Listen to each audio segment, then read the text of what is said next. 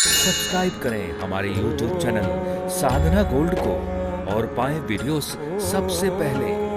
Bell icon दबाना ना भूलें। जीवन में काम भी जरूरी है, लेकिन सिर्फ काम जरूरी है ऐसा नहीं, भगवान भी जरूरी है।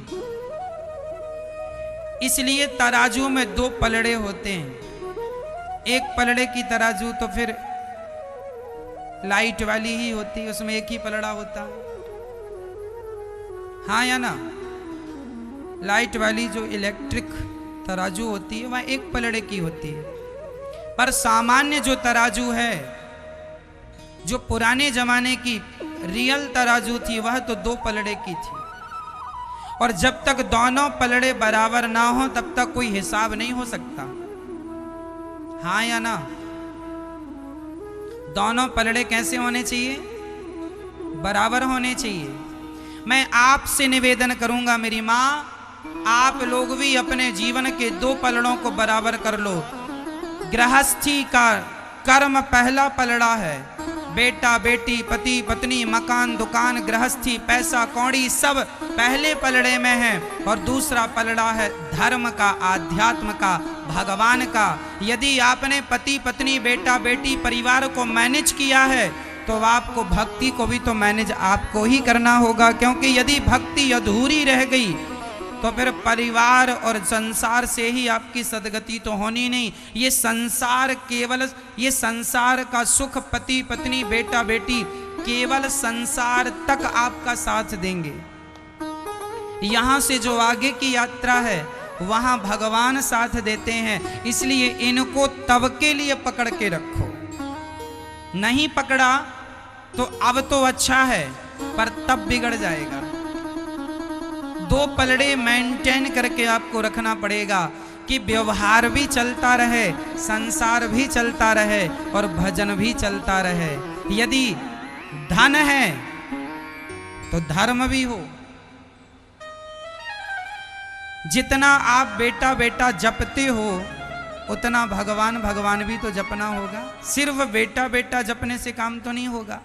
इसलिए बैलेंस बना के चलेगा कौन? किसे चलना पड़ेगा? इस दुनिया में जिसमें बैलेंस नहीं होता, बैलेंस जो अनबैलेंस हो जाता वह गिर जाता है। यदि आपने इमारत बनाई है तो उसका भी बैलेंस देखा जाता, सीधी है टेढ़ी तो नहीं जा रही है।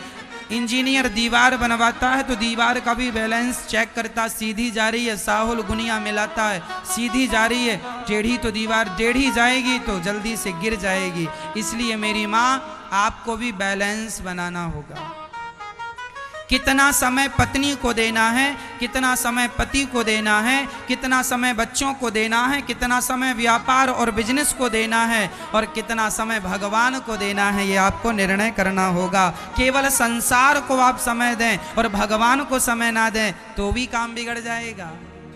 एक बात कहूं मेरी माँ,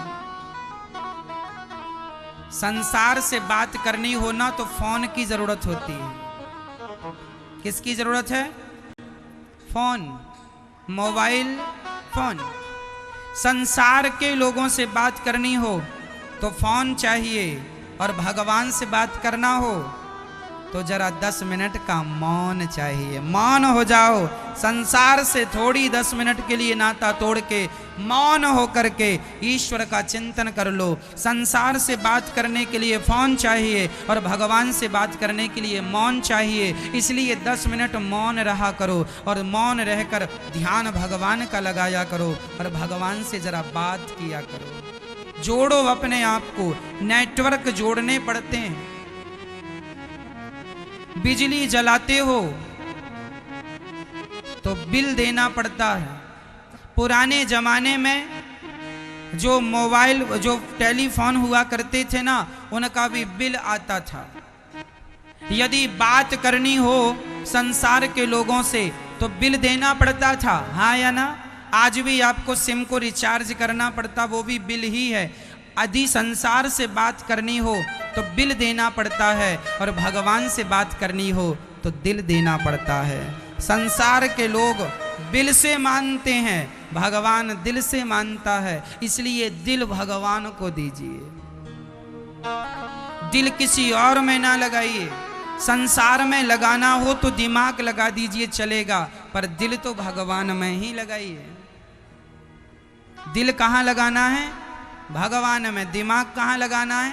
संसार में। पर आपने पुड़िया बदल दी, उल्टा कर दिया।